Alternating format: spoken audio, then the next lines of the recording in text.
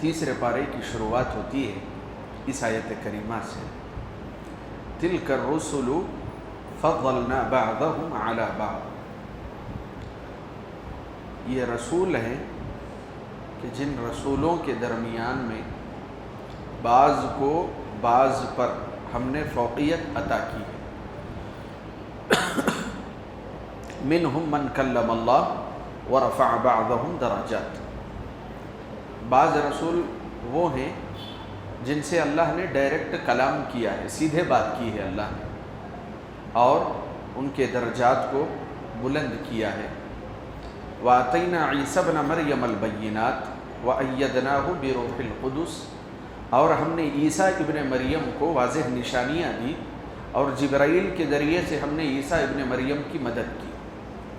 تو یہ تیسرے پارے کی پہلی آیت کریمہ ہے جس میں انبیاء و رسل کا ذکر کیا گیا ہے کہ انبیاء و رسل، سب سے پہلے آپ یہ جان لیں کہ جو بھی نبی ہوتا ہے، جو بھی رسول ہوتا ہے، وہ اس دنیا کے لوگوں میں سب سے زیادہ تقوی والا ہوتا ہے، سب سے زیادہ جو ایمان والا ہوتا ہے، اللہ اسی کو چنتا ہے، منتخب کرتا ہے۔ اور آپ یہ بھی یاد رکھیں کہ نبوت و رسالت کوئی کسبی چیز نہیں ہے، یعنی کہ آدمی محنت کر کے ڈاکٹر بن سکتا ہے، محنت کر کے انجینئر بن سکتا ہے، محنت کر کے بڑا عالم بن سکتا ہے، محنت کر کے عبادت کے ذریعے بڑا عابد بن سکتا ہے، لیکن کوئی محنت کر کے نبی نہیں بن سکتا۔ یہ چیز محنت سے آنے والی نہیں ہے۔ اللہ اپنے بندوں میں سے جو سب سے بہتر ہوتا ہے اس کا انتخاب کر کے اس کو نبی اور رسول بناتا ہے۔ تو یہ مطلب ہے ان رسولوں کے درمیان میں بھی بعض کو بعض پر فوقیت حاصل ہے۔ جیسے ہر رسول نبی ہے لیکن ہر نبی رسول نہیں ہے۔ وہ کیسے؟ اہل علم نے ایک دقیق سا فرق یہ ذکر کیا ہے، رسول اس کو کہتے ہیں کہ جو اللہ رب العالمین کی طرف سے پیغمبر بنا کر کے بھیجا گیا اور اس کے اوپر کتاب بھی نازل ہوئی، نئی شریعت اس کے اوپر نازل ہوئی۔ اور نبی اس کو کہتے ہیں جس کے اوپر آسمانی کتاب نازل نہیں ہوئی لیکن سابقہ جو انبیاء آئے تھے انہی انبیاء کے مشن کو اس نبی نے جاری رکھا۔ تو یہ تھوڑا سا فرق ہے نبی اور رسول کے درمیان۔ بعض لوگوں نے، اہل علم نے اختلاف بھی کیا ہے کہ جو نبی ہے وہ رسول بھی ہے۔ بہرحال وہ ایک علمی بحث ہے لیکن راجح قول اس سلسلے میں یہی ہے۔ میں نے یہ جو بات کہی کہ نبوت محنت کے ذریعے سے نہیں پائی جا سکتی، تو اس کا بنیادی سبب یہ ہے کہ ہمارے یہاں صوفیوں نے بعض درجات بنائے۔ جیسے مثال کے طور پہ غوث، یہ غوث آپ کیا سمجھتے ہیں؟ غوث ایک لیول ہے ان کے پاس، ایک درجہ انہوں نے بنا کے رکھا ہے۔ قطب ایک درجہ ہے ان کے پاس، ابدال یہ درجہ ہے ان کے پاس۔ تو ان کے درمیان میں پوری دنیا کو تقسیم کیا گیا۔ تو یہ قطب سے بڑا ابدال ہوتا ہے، ابدال سے بڑا غوث ہوتا ہے، تو ان کا جو ہے پوری دنیا پہ کنٹرول ہوتا ہے۔ یہ اتنے بڑے بن جاتے ہیں کہ نبیوں سے بھی آگے چلے جاتے ہیں۔ تو اس طرح کی بدعقیدگی اہل تصوف کے ذریعے سے لوگوں کے درمیان میں رائج ہے۔ اگر آپ پڑھیں گے صوفیوں کی کتابوں کو تو آپ دیکھیں گے کہ وہ اپنے علماء کے ناموں کے آگے پیچھے جو القاب لگاتے ہیں اس میں اسی طرح کے الفاظ ملیں گے آپ، قطب، ابدال، غوث۔ تو اہل علم نے اس پر رد کرتے ہوئے کہا کہ یہ کوئی کسبی چیز نہیں ہے کہ آدمی خوب عبادت کرے گا تو نبی بن جائے گا یا نبی سے بھی آگے چلے جائے گا۔ یہ اللہ رب العالمین کی طرف سے منتخب کردہ ہوتے ہیں۔ پھر اس کے بعد آیت الکرسی ہے۔ آیت الکرسی یہ قرآن کریم کی سب سے عظیم آیت ہے۔ اللہ کے رسول صلی اللہ علیہ وسلم نے ابی بن کعب رضی اللہ عنہ سے پوچھا کہ قرآن کی سب سے عظیم آیت بتاؤ، تو پہلے تو انہوں نے نفی میں جواب دیا کہ مجھے نہیں معلوم۔ اللہ کے رسول نے دوبارہ تاکیداً پوچھا تو دوبارہ بھی انہوں نے کہا نہیں معلوم ہے۔ جب اللہ کے رسول نے تیسری مرتبہ پوچھا تو ابی ابن کعب نے تھوڑا سا توجہ دی اور کہا کہ اگر کوئی آیت سب سے عظیم ہو سکتی ہے تو وہ آیت الکرسی ہی ہو سکتی ہے۔ تو اس سے اہل علم نے کہا کہ عقیدہ کس قدر بہترین تھا صحابہ کا، آیت کا انتخاب بھی کیا تو توحید والی آیت کا کیا۔ قرآن کریم تو اتنا بڑا ہے، نماز کی آیت بھی اٹھا سکتے تھے، روزے کی اٹھا سکتے تھے، کوئی بھی ایک آیت اٹھا سکتے تھے، لیکن انہیں معلوم تھا سب سے عظیم آیت وہی ہو سکتی ہے جس میں اللہ کے اسماء و صفات کو ثابت کیا گیا ہو اور شرک کی نفی کی گئی ہو، یہی آیت سب سے عظیم ہو سکتی ہے۔ تو جب انہوں نے کہا اللہ لا الہ الا هو الحی القیوم آیت الکرسی پڑھی، فضرب النبی صلی اللہ علیہ وسلم علی صدری، اللہ کے رسول نے سینے پہ مار کر کے شاباشی دی، کہا کہ ہنیئا لک ھذا العلم یا ابا المنذر، اے ابا المنذر یہ علم تجھے مبارک۔ تو یہ آیت الکرسی کی اہمیت عظمت اس وجہ سے بھی ہے کیونکہ اس میں اللہ رب العالمین کی توحید، اس کی وحدانیت کو ثابت کیا گیا ہے، اور جو بھی عیوب ہوتے ہیں، جو خامیاں ہوتی ہیں، ان خامیوں سے اللہ کو مبرہ کیا گیا، پاک کیا گیا۔ جیسے اس میں یہ کہا گیا لا تأخذہ سنۃ ولا نوم، اللہ کو اونگ بھی نہیں آتی، اللہ کو نیند بھی نہیں آتی، یعنی کہ جو خامیاں ہیں ان خامیوں کا بھی رد کیا گیا اور اللہ رب العالمین کے اوصاف کو ثابت کیا گیا۔ اس کے بعد آگے بڑھتے ہیں، واقعے کا ذکر ہوا، ابراہیم علیہ السلام کا مناظرہ ہوا بادشاہ وقت سے۔ بادشاہ نے کہا کہ جس رب کی طرف تم بلا رہے ہو اس کے اوصاف کیا ہے؟ تو ابراہیم علیہ السلام نے جواب دیتے ہوئے کہا ربی الذی یحیی و یمیت، میرا رب وہ ہے جو زندگی دیتا ہے اور موت دیتا ہے۔ تو بادشاہ نے کہا کہ انا احیی و امیت، میں بھی زندگی اور موت دیتا ہوں۔ دو قیدیوں کو بلایا، ایک کی گردن مار دی، دوسرے کو انعام و اکرام دے دیا اور کہا کہ دیکھو اس کو تحفے دے کے زندگی دے دی اور اس کی جان لے لی، اس کو موت دے دی۔ ابراہیم علیہ السلام کا جواب اس نے ایسے دیا۔ تو ابراہیم علیہ السلام نے اس سے کہا فَإِنَّ اللَّهَ يَأْتِي بِالشَّمْسِ مِنَ الْمَشْرِقِ فَأْتِ بِهَا مِنَ الْمَغْرِبِ، ٹھیک ہے اگر تو خدا ہونے کا دعویٰ کرتا ہے تو روزانہ سورج کہاں سے نکلتا ہے؟ مشرق سے نکلتا ہے، مغرب میں ڈوبتا ہے۔ تو کہا فَإِنَّ اللَّهَ يَأْتِي بِالشَّمْسِ مِنَ الْمَشْرِقِ، مشرق سے نکلتا ہے، فَأْتِ بِهَا مِنَ الْمَغْرِبِ، تو تو ایک کام کر مغرب سے نکال اس کو۔ خدا ہونے کا دعویٰ ہے تو سورج کی سمت کو پلٹا دے۔ تو یہ ہے الزامی جواب۔ بسا اوقات آدمی کے پاس تھوڑا فہم سمجھ بھی ہونا چاہیے، آپ کے پاس علم ہے لیکن یہ جو مکار قسم کے جو لوگ ہوتے ہیں ان کو انہی انداز میں جواب دینا پڑتا ہے، تو ایسے ہی جواب دیا، بدل دے سورج کی سمت بدل۔ فَبُهِتَ الَّذِي كَفَرَ، اللہ رب العالمین نے ذکر کیا ہے کہ جو وہاں پر کافر تھے وہ تو ہکے بکے رہ گئے، ان کے دانت کھٹے ہو گئے، کیا جواب دیں گے؟ کوئی جواب ملے گا اس کا؟ وَاللَّهُ لَا يَهْدِي الْقَوْمَ الظَّالِمِينَ، اللہ ظالموں کو ہدایت نہیں دیتے۔ پھر آگے اللہ رب العالمین نے ذکر کیا اے ایمان والو انفقوا من طیبات ما کسبتم، جو تم کماتے ہو اپنی کمائی کا جو سب سے بہترین مال ہوتا ہے اسے اللہ کی راہ میں خرچ کرو، کچرا نہیں دینا ہے اللہ کی راہ میں۔ بعض لوگوں نے اسکیم نکالی ہے گھروں کا کچرا اٹھانے کی، اور اللہ یہاں پہ کہہ رہا ہے من طیبات، سب سے بہترین چیز دو، جو تمہیں سب سے زیادہ پسندیدہ ہے وہ اللہ کی راہ میں دو، ردی چیز اٹھا کے نہیں دینا ہے اللہ کی راہ۔ اب یہاں پر اہل علم نے کہا کہ جو آپ کو خرچ کرنا ہے وہ 4 نوعیت کا ہوتا ہے، جس مال سے آپ کو دینا ہوتا ہے۔ مثال کے طور پہ زکوٰۃ، تو زکوٰۃ کس طرح کے کتنی نوعیت کے مال پر ہوتی ہے؟ تو سب سے پہلی قسم ہے جو نقدی چیزیں ہوتی ہے آپ کے پاس، جیسے کیش ہے، پیسہ ہے، سونا ہے، چاندی ہے، جو آپ نے کمایا ہے اس کے اوپر زکوٰۃ فرض ہوتی ہے، یہ ایک نوعیت۔ اور اسی طریقے سے چوپائی کی شکل میں یہ دوسری نوعیت، آدمی کے پاس بکریاں ہیں، ریوڑ ہے، جانور اس کے پاس رکھے ہوئے ہیں، تو اس کے اوپر بھی اللہ رب العالمین نے زکوٰۃ کو فرض کیا، یہ دوسری نوعیت ہے جو آدمی کا مال۔ اور تیسری نوعیت کیا ہے؟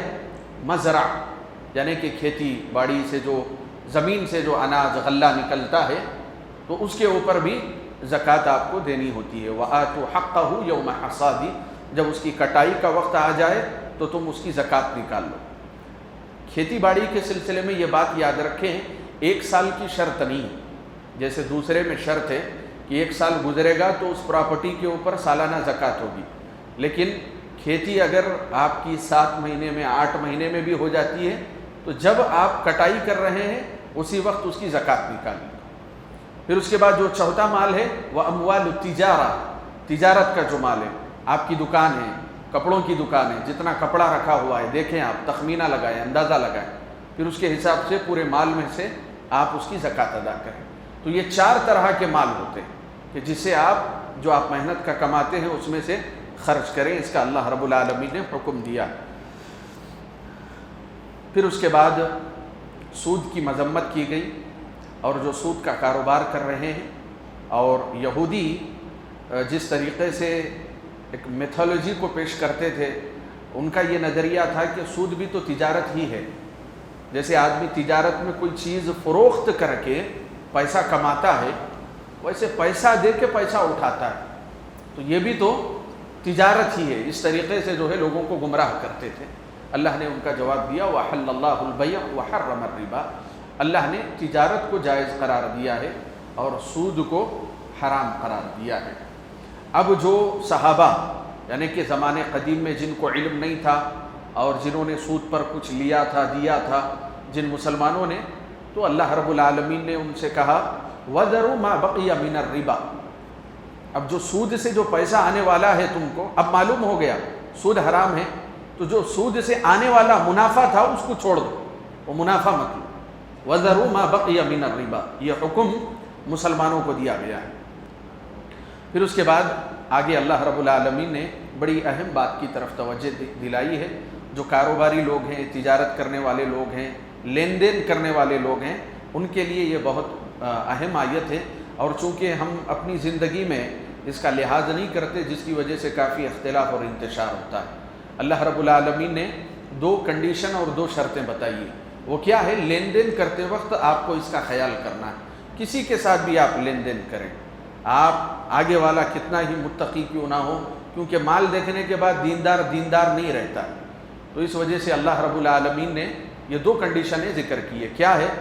یا ایھا الذین آمنوا، خطاب اہل ایمان سے یہ یاد رکھیں آپ، کافروں سے خطاب نہیں ہے، کیونکہ عین ممکن ہے ایمان والا ہی پیسوں کے معاملے میں گڑبڑ کرے گا، تو کہا کہ یا ایھا الذین آمنوا، اے ایمان والو، اذا تداینتم بدین الی اجل مسمى فاکتبوا، 2 باتیں بیان کی جا رہی ہے۔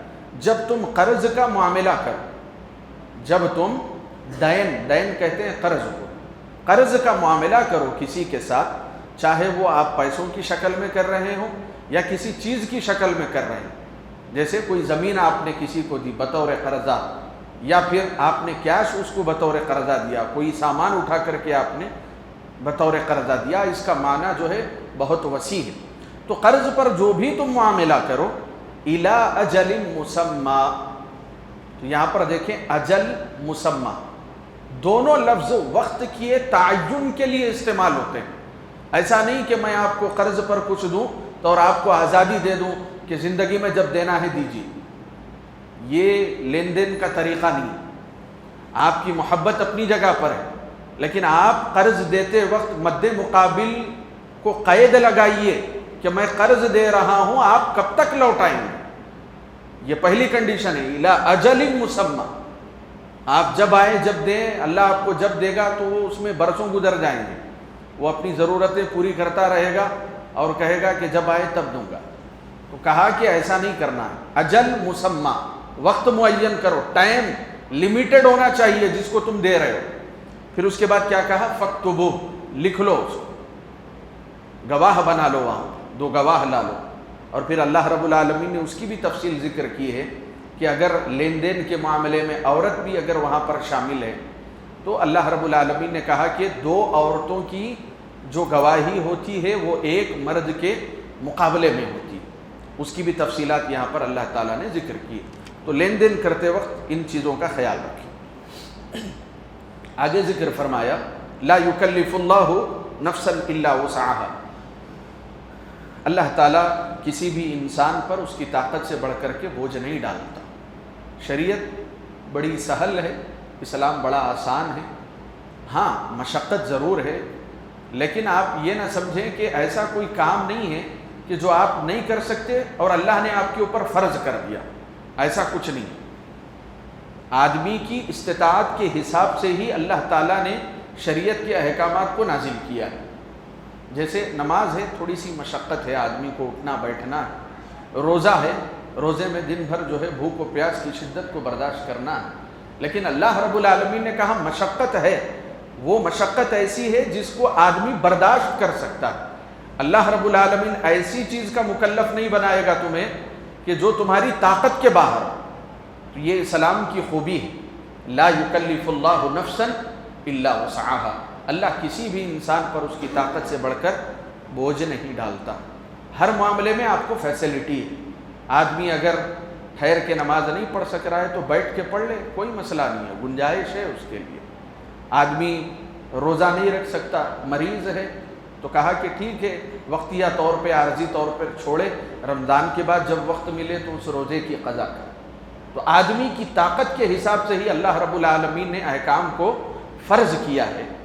آدمی کے پاس مال نہیں ہے، ضروری نہیں ہے کہ وہ جو ہے قرض لے کر کے لوگوں کے پاس لوگوں کا پیسہ ادا نہ کر کے جا کے حج کرے، ضروری نہیں۔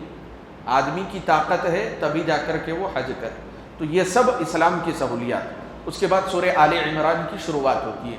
سابقہ درس میں ہم نے آپ کے سامنے تفصیل ذکر کی تھی کہ آل ابراہیم کے تعلق سے، آل ابراہیم، ابراہیم علیہ السلام کے جو بیٹے ہیں اسحاق، اسماعیل، پھر اس کے بعد پورا سلسلہ میں نے ذکر کیا تھا آپ کے سامنے۔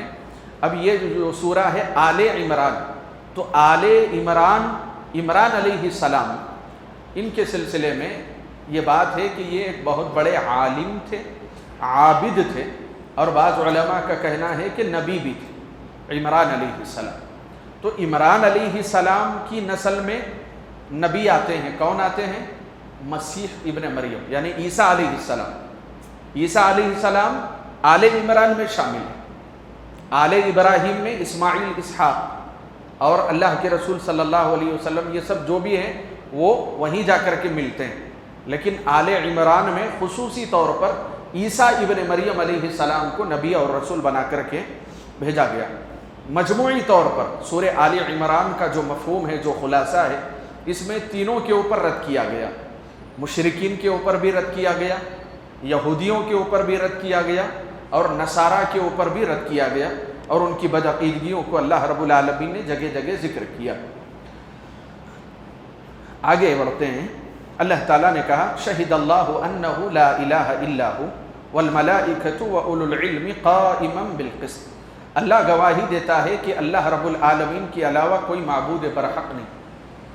اللہ ہی گواہی دیتا ہے، اللہ خود اپنے آپ کے بارے میں گواہی دے رہا ہے، اور اللہ کے ساتھ والملائکہ، فرشتے گواہی دیتے ہیں۔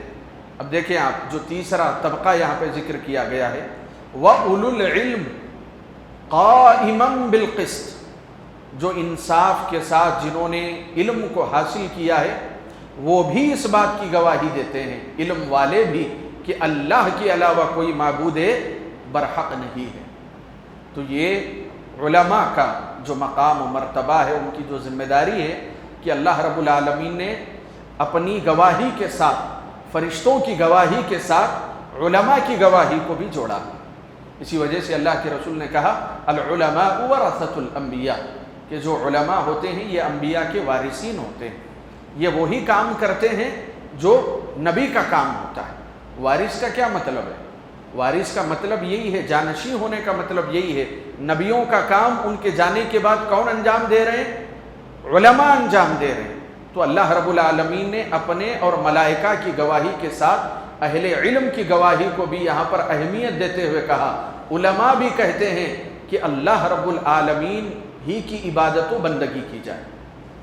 دوسرا جو طبقہ ہے علماء کا، جو غیر مسلموں کے اندر ہے، اگر آپ گہرا مطالعہ کریں گے تو آپ یہ بات جان لیں گے، کسی بھی مذہب کے صحیح علم رکھنے والے جو لوگ ہیں وہ توحید ہی کی بات کرتے ہیں، چاہے یہودی ہو، چاہے عیسائی ہو، یا ہندوستان کے اندر جو ہندو دھرم کے جو لوگ ہیں، اگر انہوں نے صحیح میں ویدوں کو، شاستروں کو پڑھا تو وہ خود بھی یہی بات کہتے ہیں، God is one, he is a formless, خدا ایک ہی ہے اور خدا کی کوئی شکل نہیں ہے۔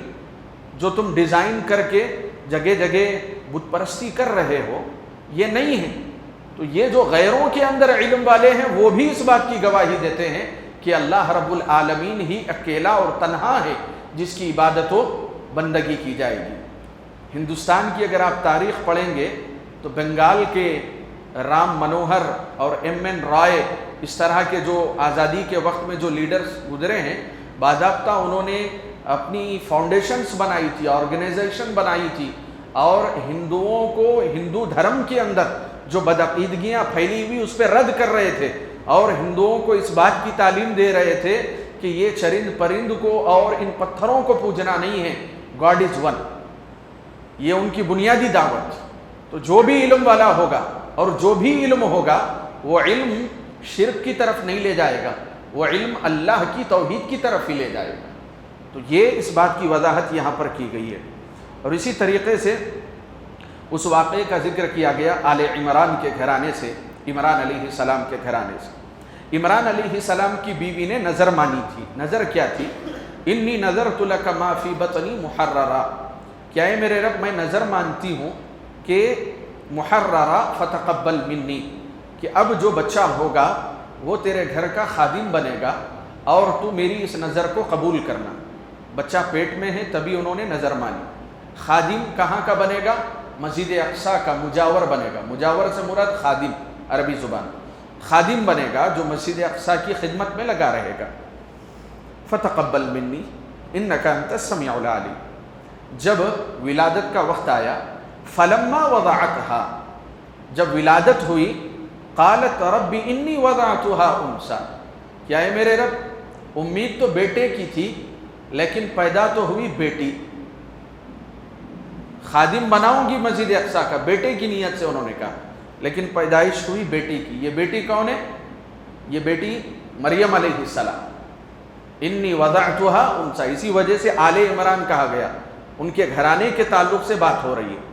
تو بیٹی ہوئی، واللہ اعلم بما وضعت ولیس الذکر کالانثی، تو انہوں نے کہا کہ بیٹے اور بیٹی کے درمیان میں تو فرق ہوتا ہے، یعنی کہ مرد اور عورت کے درمیان میں فرق ہوتا ہے، دونوں ایک جیسے نہیں ہوتے۔ آج پوری دنیا جو اس بات پہ طاقت اور انرجی صرف کر رہی ہے کہ مرد اور عورت میں کوئی فرق نہیں ہے، کتنی غلط بات ہے، کتنی ان نیچرل بات ہے، کتنی غیر فطری بات ہے کہ مرد اور عورت دونوں کیسے ایک ہو سکتے ہیں۔ وہی بات تو یہاں ذکر کی گئی، وَلَيْسَ الذَّكَرُ كَالْأُنثىٰ، آدمی عورت کی طرح نہیں ہوتا ہے، عورت آدمی کی طرح نہیں ہوتی ہے۔ تو یہ اللہ رب العالمین نے بھی قرآن کریم میں ذکر کر دیا کہ دونوں کیا جو میدان ہیں الگ الگ، دونوں کی ذمہ داریاں جو ہے فطری طور پر الگ ہے۔ زبردستی دونوں کو ایک جگہ لانے کی کوشش کی جا رہی ہے آج کے زمانے میں، ایکوالٹی کے نام پہ، فریڈم کے نام پہ، فیمنزم کے نام پہ، آزادی کے نام پہ اور ماڈرنائزیشن کے نام پہ۔ یہ چیزیں غلط ہے، اللہ نے کہا ایسا ہو ہی نہیں سکتا۔ تو اب کیا ہوا؟ وَإِنِّي سَمَّيْتُهَا مریم، بیٹی تو ہو گئی، بیٹی کا نام میں نے رکھا مریم۔ وَإِنِّي أُعِيذُهَا بِكَ وَذُرِّيَّتَهَا مِنَ الشَّيْطَانِ الرَّجِيمِ، اور مریم کے اور مریم کی جو اولاد ہونے والی ہے، دیکھیں یعنی کہ عیسیٰ علیہ السلام کی نانی، تو وہ کیا کہہ رہی ہے؟ مریم اور مریم کی جو اولاد ہوگی آگے چل کر کے، ان دونوں کے لیے میں اللہ کی پناہ طلب کرتی ہوں شیطان کے شر سے۔ انی اعیذھا بک وذریتھا من الشیطان الرجیم۔ تو اس آیت کریمہ کی تفسیر اہل علم نے یہ کی کہ شیطان کے شر سے پناہ طلب کرتی ہوں، تو اس کا کیا مطلب ہے؟ تو بچہ جب پیدا ہوتا ہے تو وہ روتا ہے، جیسے ہی وہ ماں کے مادر رحم سے جب باہر آتا ہے تو روتا ہے۔ تو اللہ کے رسول صلی اللہ علیہ وسلم نے کہا تو اس کا جو رونا ہوتا ہے بچے کا، وہ شیطان کے کچوکا لگانے کی وجہ سے ہوتا ہے، اس وجہ سے بچہ اچانک رونے لگتا ہے۔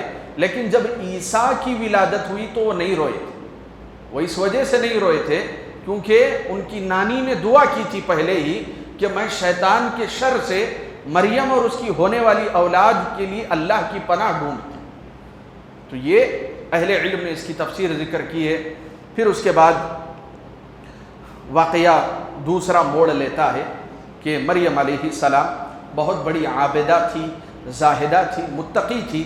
دیکھیں مریم علیہ السلام کے بارے میں آپ یہ نہ سمجھیں کہ یہ بھی نبی تھی. کسی بھی عورت کو اللہ تعالیٰ نے نبیہ بنا کے نہیں بھیجا. جتنے بھی نبی اور رسول آئے وہ سب کے سب کیا تھے؟ رجال تھے، مرد حضرات. نبی کو جو بنایا گیا وہ مردوں پر ذمہ داری عائد کی گئی، نبوت اور رسالت کے کام کی. البتہ آپ یہ کہہ سکتے ہیں کہ مریم اللہ کی ولیہ تھی، اللہ کی عبادت کرنے والی تھی، متقیہ تھی، عابدہ تھی، عالمہ تھی، یہ آپ کہہ سکتے ہیں. ایک مرتبہ عیسیٰ علیہ السلام کے پھوپا یا خالو اس طرح کا رشتہ ذکر کیا گیا ہے. کون ہے؟ زکریا علیہ السلام. تو وہ داخل ہوئے مریم علیہ السلام کے حجرے میں. تو کیا دیکھا وہاں پہ؟ قال یا مریم انا لکی ھذا قالت ہوا من عند اللہ ان اللہ یرزق من یشاء بغیر حساب. رشتے میں بھانجی بھتیجی کچھ بنتی تھی مریم علیہ السلام.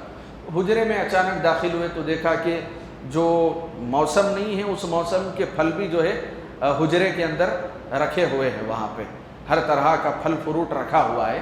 تو کہا انا لکی ھذا، یہ سب کہاں سے آیا؟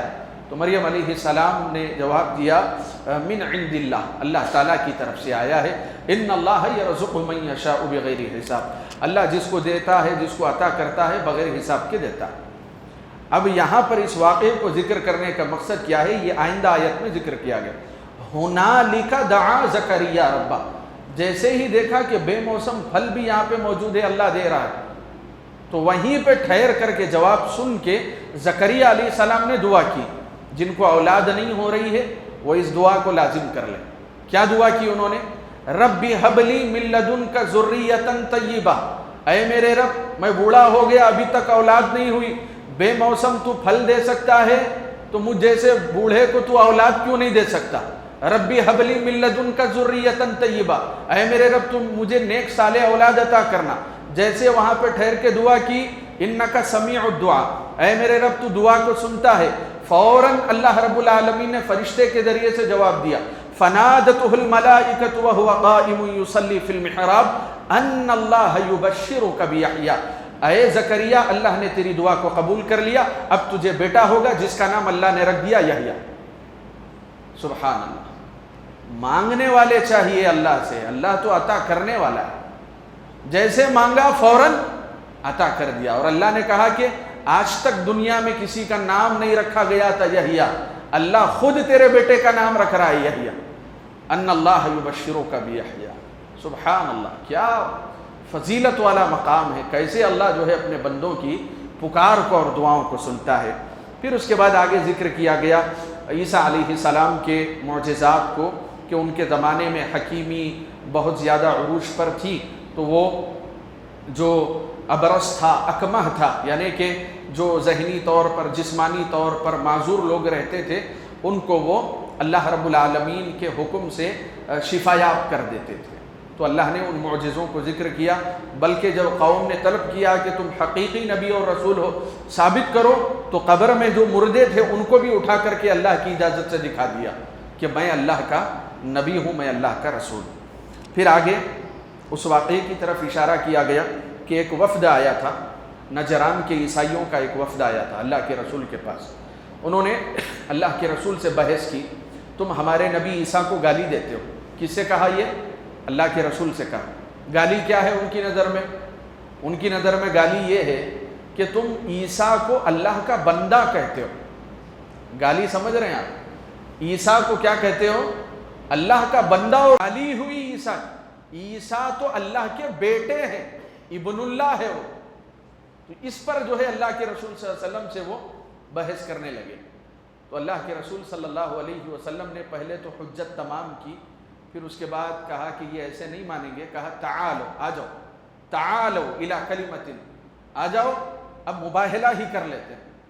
تم کہہ رہے ہو کہ عیسیٰ اللہ کی اولاد ہے، ایک کام کرتے ہیں، کھلے مقام پہ چلتے ہیں، ندعو ابناءنا و ابناء، میں اپنی اولاد کو لا لیتا ہوں، تم اپنی اولاد کو لا لو، وَنِسَاءَنَا وَنِسَاءَكُمْ، میں اپنی گھر والیوں کو لا لوں گا، تم اپنی گھر والیوں کو لا لو، وَأَنفُسَنَا، میں اپنے آپ کو لا لوں گا، تم اپنے آپ کو لا لو، ثُمَّ نَبْتَهِلْ، مباہلہ کر لیتے ہیں اسی بات پر کہ عیسیٰ اللہ کے بندے ہیں یا اللہ کے بیٹے ہیں۔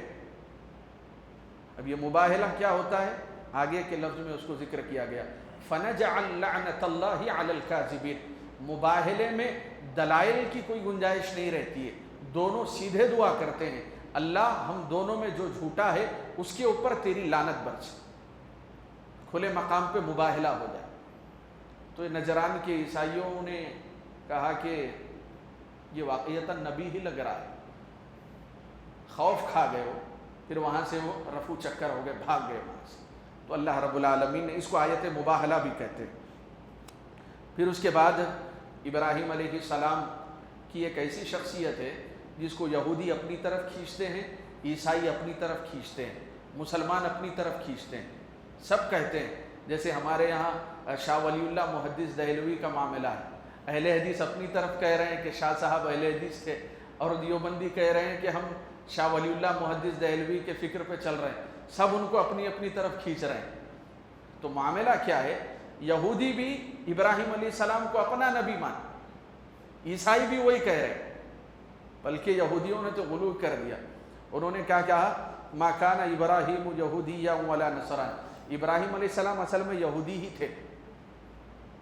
سبحان اللہ، کتنی غلط بات کہہ رہے ہیں، دیکھ رہے ہیں، ابراہیم علیہ السلام یہودی ہی تھے، اور نصرانی کیا کہہ رہے ہیں کہ وہ ابراہیم علیہ السلام عیسائی ہی تھے، یعنی کہ ہمارا منہج جو ہے وہی منہج ان کا بھی تھا۔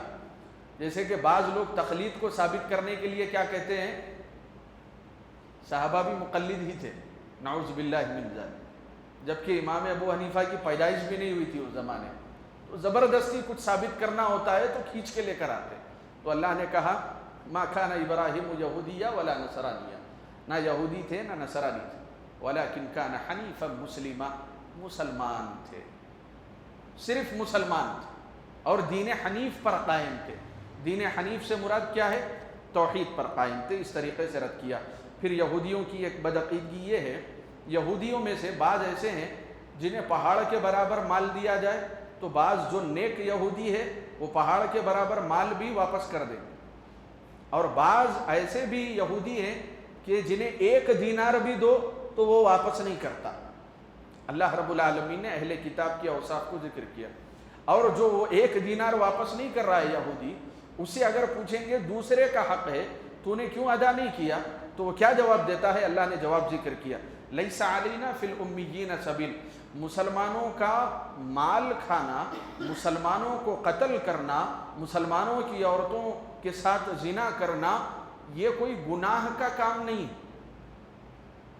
یہودیوں کی بدعقیدگی اللہ نے بیان کی، لیس علینا فی الامیین سبیل، مسلمانوں کو کتنا ہی مارو، مسلمانوں پہ جو زیادتی ہم کریں گے اس پہ اجر ملے گا ہم۔ تو یہ ان کی بدعقیدگی کو اللہ رب العالمین نے قرآن کریم میں ذکر فرمایا ہے۔ پھر آخر میں یہ ذکر فرمایا، وَمَن يَبْتَغِ غَيْرَ الْإِسْلَامِ دِينًا فَلَن يُقْبَلَ مِنْهُ، جو اسلام کے علاوہ قیامت کے دن کوئی دوسرا مذہب لے کر کے آئے گا، اللہ تعالیٰ کے پاس اس کا مذہب قابل قبول نہیں ہوگا، چاہے اس کے اعمال، اس کے ایکشنز کتنے ہی اچھے کیوں نہ رہے ہو، اگر وہ اسلام کو ماننے والا نہیں تھا، لا الہ الا اللہ محمد الرسول اللہ کو نہیں مانتا تھا، اس کا عمل کتنا ہی اچھا اور بہتر کیوں نہ رہا ہو، اس کی نجات کا ذریعہ صرف اور صرف اسلام ہی ہے۔ اسلام کے علاوہ کوئی مذہب اللہ کے یہاں قابل قبول نہیں ہے۔ اللہ سے دعا ہے کہ اللہ تعالی ہم تمام کو قرآن کریم کا فہم نصیب فرمائے، آمین۔ السلام علیکم ورحمۃ اللہ۔